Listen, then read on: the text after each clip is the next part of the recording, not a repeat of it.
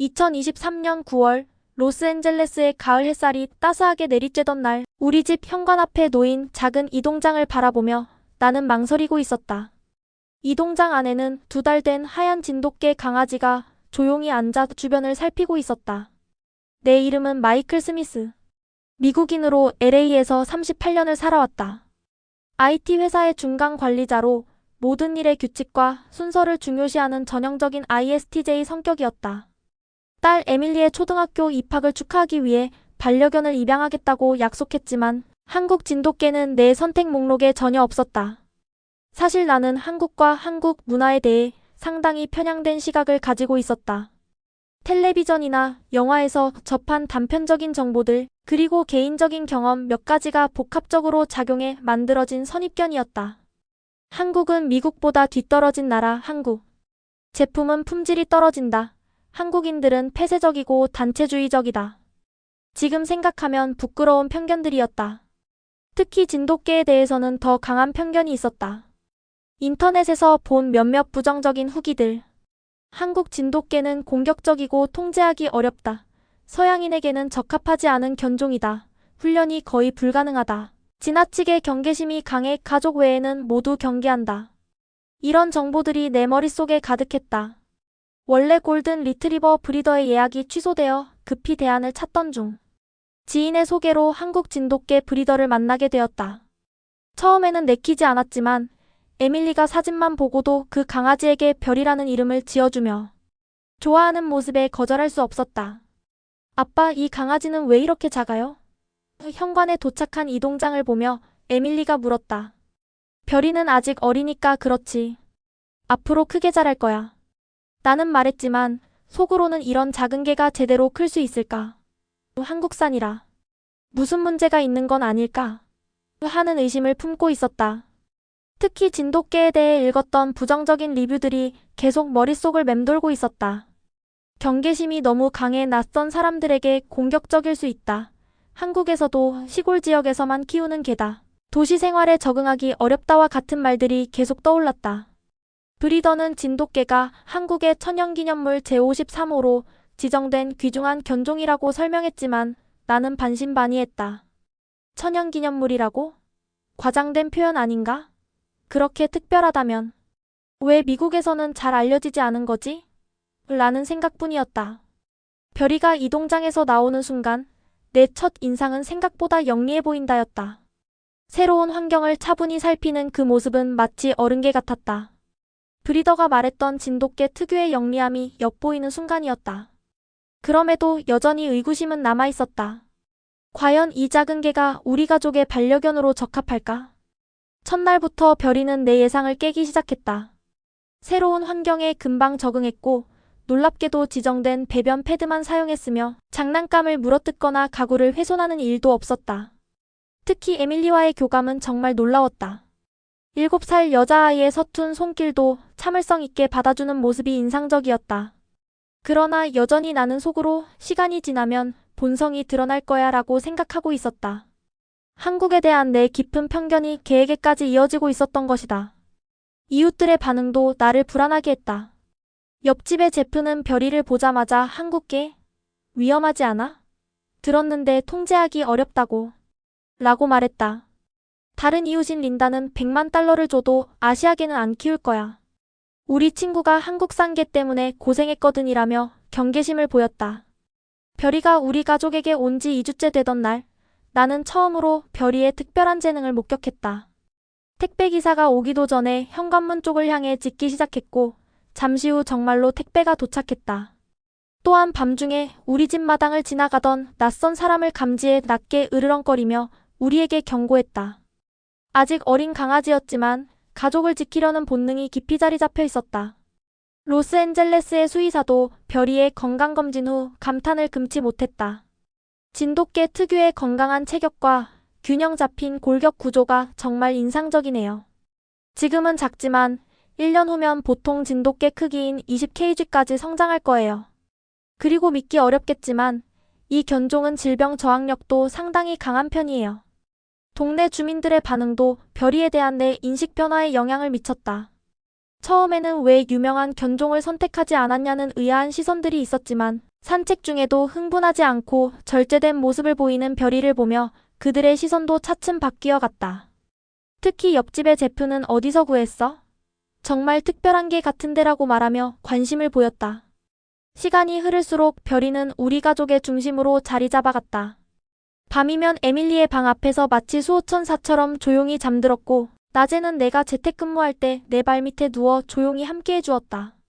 그런 별이를 보며 내 마음속 편견의 벽이 조금씩 허물어지고 있었다. 그러던 어느 날 동네 한인 마켓에서 우연히 한국인 이웃 지수 킴을 만났다. 에밀리가 별이 이야기를 하자 지수는 눈을 반짝이며 관심을 보였다. 진돗개라고요? 정말 좋은 견종이에요. 제 할아버지도 한국에서 진돗개를 키우셨는데 그 충성심은 정말 대단했어요. 지수의 말에 나는 약간 경직된 미소를 지으며 대답했다. 네, 생각보다 괜찮은 것 같아요. 내 반응을 눈치챘는지 지수는 부드럽게 물었다. 혹시 한국에 대해 궁금한 점이 있으시면 언제든 물어보세요. 한국 문화나 음식에 관심 있으시면 소개해드릴 수도 있고요. 그때는 정중히 거절했지만 집으로 돌아오는 길에 지수의 말이 계속 머릿속에 맴돌았다. 내가 정말 한국과 한국 문화에 대해 제대로 알고 있는 걸까? 하나의 국가와 문화를 몇 가지 단편적인 정보만으로 판단하는 게 옳은 일일까? 그런 생각이 처음으로 들기 시작했다. 2023년 겨울 별이는 놀라운 속도로 성장했다. 체중은 12kg를 넘어섰고 그 날렵한 몸매와 반짝이는 눈빛은 보는 이들의 시선을 사로잡았다. 별이는 이제 에밀리의 등하굣길에 항상 함께했고 동네 아이들 사이에서도 인기 스타가 되었다. 에밀리의 친구 소피아는 별이를 보며 물었다. 이 개는 어느 나라에서 왔어? 한국이야. 진돗개라고 불러. 에밀리가 자랑스럽게 대답했다. 와, 멋있다. 한국에 대해 더 알려줘. 소피아가 호기심 어린 눈으로 말했다. 그 말을 들은 에밀리는 집에 돌아와 나에게 한국에 대해 물었다. 나는 당황했다. 내가 아는 한국은 편견으로 가득한 단편적인 정보뿐이었으니까. 그제서야 깨달았다. 내 딸에게 객관적이고 균형 잡힌 세계관을 심어주기 위해서라도 내 편견을 버리고 새로운 눈으로 세상을 봐야 한다는 것을. 그날 밤 처음으로 한국 문화와 역사에 대한 책을 찾아 읽기 시작했다. 처음에는 그저 에밀리에게 설명해주기 위한 목적이었지만 점차 내 호기심도 커져갔다. 5,000년의 역사, 독특한 언어, 세계적으로 인정받는 문화 콘텐츠. 내가 몰랐던 한국의 모습들이 펼쳐졌다. 2024년 봄, 별이는 이제 18kg의 당당한 성견으로 성장했다. 하얀 털은 더욱 윤기가 흘렀고 날렵한 체격은 진돗개 특유의 우아함을 보여주었다. 나는 이제 별이를 진심으로 자랑스러워하게 되었고 때로는 한국 진돗개의 역사와 특성에 대해 이웃들에게 설명하기도 했다. 그러나 2024년 5월 우리 동네의 평화로운 일상은 갑작스러운 도로 공사와 함께 흔들리기 시작했다. 시정부는 교외 지역 도로 확장 공사를 시작했고 우리 한적한 주택가 바로 옆이 공사 현장이 되었다. 공사장에는 낯선 인부들이 드나들었고 대형 트럭과 중장비의 소음이 하루 종일 끊이지 않았다. 더 큰 문제는 공사장 인근의 폐건물에 도사견 무리가 나타나기 시작했다는 것이었다. 아마도 공사장 인부들이 데려온 것으로 추정되었다.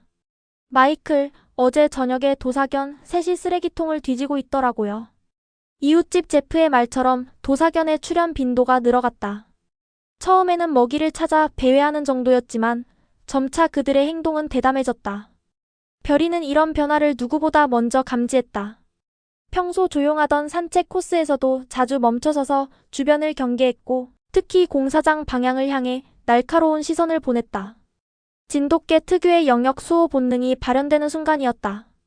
공사장 인근에서는 도사견들의 싸움 소리가 밤마다 들려왔다. 나는 에밀리와 별이의 안전이 걱정되기 시작했고 첫 반응은 당연히 공식 기관에 신고하는 것이었다. 경찰과 동물보호소에 연락했지만 그들의 대응은 기대 이하였다. 예산과 인력이 부족해 즉각 대응이 어렵습니다. 관료적인 답변만 돌아왔다. 이런 상황에서 동네 주민 모임이 소집되었고 한인 이웃 지수 킴이 중심이 되어 대책을 논의했다. 그녀의 적극적이고 조직적인 접근 방식은 내 예상을 뛰어넘었다. 지수는 시청에 청원서를 제출하고 동네 순찰 계획을 수립하는 등 실질적인 해결책을 제시했다. 우리가 함께 지켜야 해요. 각자의 강점을 살려 협력하면 돼요. 지수의 말에 주민들은 동의했고 나도 점차 그녀의 리더십에 감명받기 시작했다. 한국인에 대한 내 고정관념 마이너스 폐쇄적이고 단체주의적이라는 편견. 마이너스 2 완전히 틀렸다는 것을 실감하는 순간이었다. 상황이 악화되면서 나는 별이에게 더 많은 관심을 기울이게 되었다. 처음에는 작고 약해 보이는 별이가 위험 상황에서 과연 도움이 될 수 있을지 의심했다. 하지만 ISTJ 성격답게 나는 관찰을 통해 깨달음을 얻어갔다.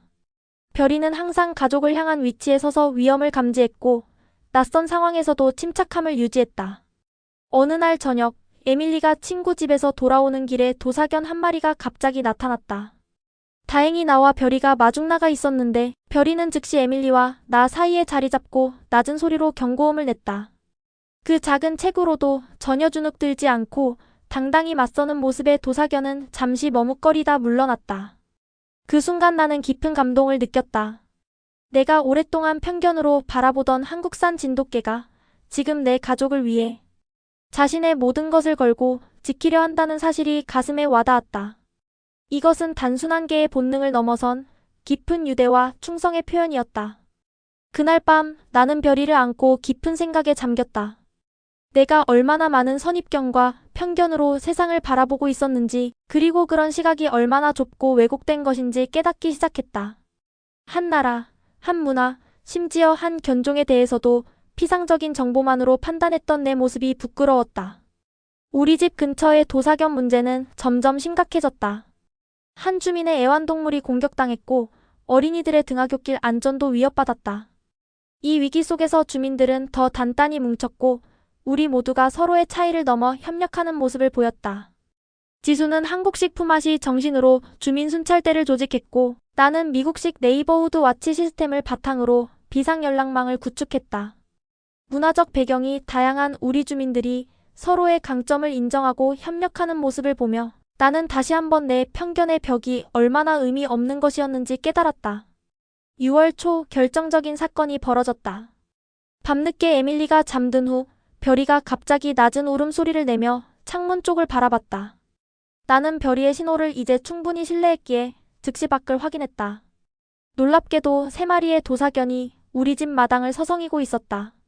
이전에 나라면 두려움에 움츠러들었겠지만 이제는 달랐다. 별이와 함께 차분히 상황을 관찰했고 비상연락망을 통해 이웃들에게 알렸다. 지수를 비롯한 여러 이웃들이 빠르게 모여들었고 우리는 함께 도사견들을 안전하게 몰아냈다.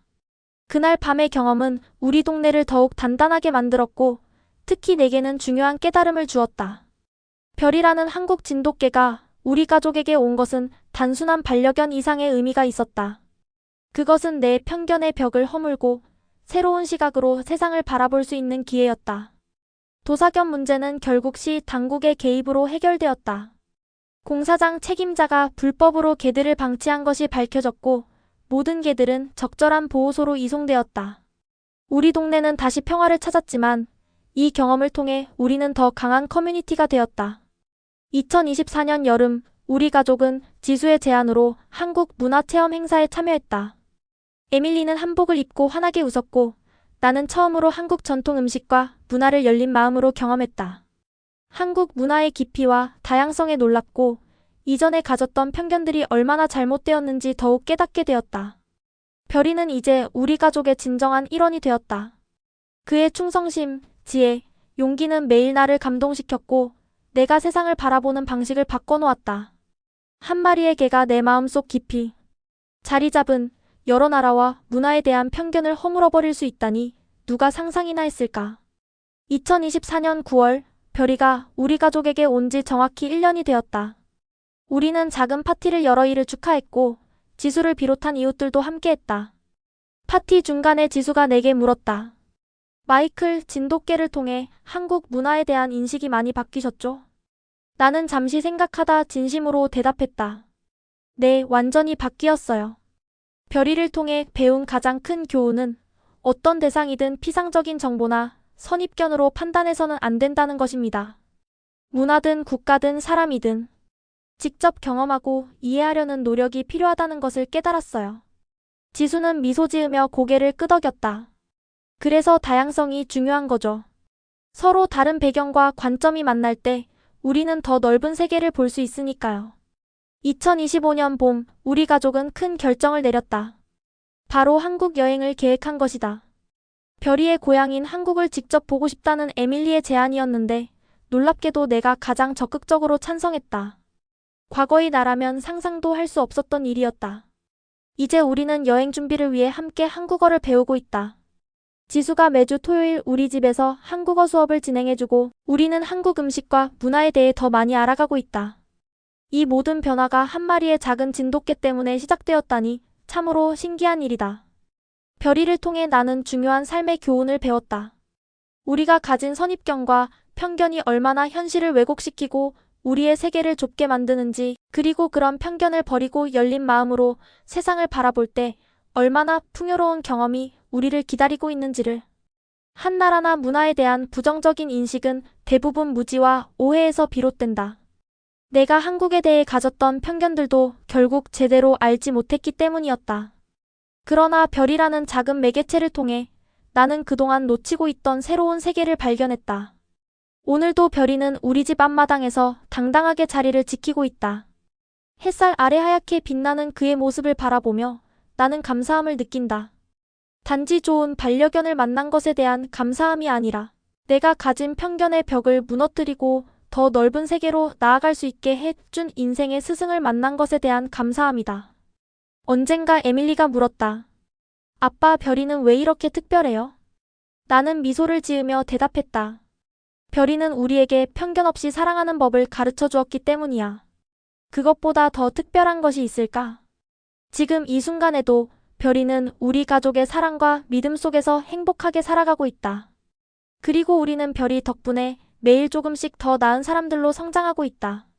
한 마리의 작은 진돗개가 한 가정의 세계관을 바꾸어 놓는다는 것, 이것이야말로 진정한 기적이 아닐까? 별이와 함께한 시간들을 돌이켜 볼 때마다 나는 항상 같은 결론에 도달한다. 우리가 가진 편견들은 우리 자신을 가두는 감옥일 뿐이라는 것. 그리고 그 감옥의 문을 열고 나가는 데에는 때로는 별이 같은 예상치 못한 작은 존재가 열쇠가 될 수 있다는 것을. 그래서 나는 이제 매일 아침 하루를 시작하며 스스로에게 묻는다. 오늘은 어떤 편견을 내려놓을 수 있을까? 그리고 별이의 맑은 눈빛을 바라보며 열린 마음으로 세상을 만날 준비를 한다. 이것이 별이가 내게 가르쳐준 삶의 방식이다. 그리고 이 방식으로 살아갈 때 세상은 훨씬 더 아름답고 풍요로워 보인다. 한국 방문을 앞두고 에밀리와 함께 한국어 회화책을 읽던 중 에밀리가 물었다. 아빠, 한국에 가면 진돗개 고향도 볼 수 있어요? 나는 고개를 끄덕였다. 그럼 진도라는 섬이 있는데 그곳이 진돗개의 고향이야. 그곳에 가서 다른 진돗개들도 만나보면 좋겠다. 별이는 자기가 어디서 왔는지 기억할까요? 에밀리의 호기심 어린 질문에 나는 잠시 생각에 잠겼다. 글쎄, 아마도 모르겠지만 중요한 건 별이가 지금 어디에 있는지를 알고 있다는 거야. 바로 자신이 사랑받는 곳에. 에밀리는 만족스러운 표정으로 고개를 끄덕였다. 그리고 나는 문득 깨달았다. 우리 모두 때로는 자신의 뿌리를 잊고 살지만 서로를 이해하고 존중하는 마음만 있다면 우리는 새로운 곳에서도 충분히 행복할 수 있다는 것을. 별이는 그런 깨달음을 우리에게 가르쳐준 선생님이었다. 작고 하얀 진돗개, 처음에는 그저 한국산개라는 편견으로 바라봤던 그 존재가 이제는 우리 가족의 영혼이 되었다. 그리고 그 과정에서 나는 한국이라는 나라, 그 문화와 사람들에 대한 새로운 시각을 얻게 되었다. 가끔은 지수가 우리 집에 와서 한국 전통 음식을 만들어주곤 한다. 김치찌개, 불고기, 잡채. 처음에는 낯설었던 그 맛들이 이제는 우리 가족의 식탁에 자연스럽게 올라온다. 별이가 지수의 요리 냄새를 맡으며 꼬리를 흔드는 모습을 보면 마치 그도 자신의 뿌리를 기억하는 것 같다. 마이클, 이것이 바로 문화의 힘이에요. 지수가 말했다. 음식, 언어, 전통. 이런 것들이 우리를 연결하고 서로를 이해하게 만들어요. 그녀의 말에 깊이 공감했다. 문화는 우리를 갈라놓는 벽이 아니라 오히려 서로를 연결하는 다리가 될 수 있다. 그것을 깨닫게 해준 것은 다름 아닌 한 마리의 작은 진돗개였다. 2025년 가을, 우리는 드디어 한국 여행을 떠났다. 서울의 현대적인 빌딩들, 경복궁의 웅장한 모습, 제주도의 아름다운 풍경. 그리고 마지막으로 진도를 방문했다. 그곳에서 우리는 진돗개 축제를 보고 진돗개 훈련 시범도 관람했다. 에밀리는 눈을 반짝이며 모든 것을 흡수했고 나는 그 모습을 보며 행복감을 느꼈다.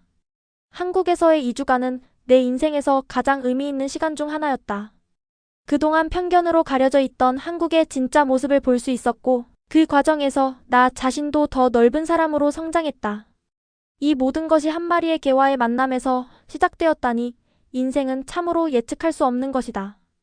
귀국 후 나는 회사에서 한미 문화교류 프로젝트를 자원해서 맡게 되었다. 내 경험을 바탕으로 두 문화 간의 오해와 편견을 줄이고 서로를 더 깊이 이해할 수 있는 프로그램을 기획하고 싶었다. 이건 역시 별이가 내게 준 또 다른 선물이었다. 마이클, 당신 정말 많이 변했어요. 아내 세라가 어느 날 저녁 말했다. 예전에 당신은 이렇게 열린 마음을 가지고 있지 않았어요. 나는 웃으며 대답했다. 우리 모두 변했어. 별이 덕분에. 그렇다. 별이는 단순한 반려견이 아니었다. 그는 우리 가족에게 더 넓은 세계를 보여준 안내자였고 우리의 마음을 열어준 열쇠였다. 그리고 그 과정에서 우리는 더 행복하고 더 풍요로운 삶을 살게 되었다. 오늘도 별이는 우리 집 앞마당에서 당당하게 자리를 지키고 있다. 그리고 나는 그런 별이를 바라보며 생각한다. 세상의 모든 편견과 선입견이 이렇게 아름답게 깨질 수 있다면 우리는 얼마나 더 풍요로운 세상에서 살 수 있을까? 별이와 함께한 시간은 나에게 그런 가능성을 보여주었다. 그리고 이제 나는 그 가능성을 다른 이들과 나눌 준비가 되어 있다. 이것이 진정한 성장이 아닐까? 한 사람의 변화가 다른 이들에게도 영향을 미치고 그렇게 세상은 조금씩 더 나은 곳이 되어가는 것. 별이 고마워. 내가 우리 가족에게 와준 덕분에 우리는 더 넓은 세상을 보게 되었어. 그리고 그 세상은 생각보다 훨씬 더 아름답고 다채롭단다.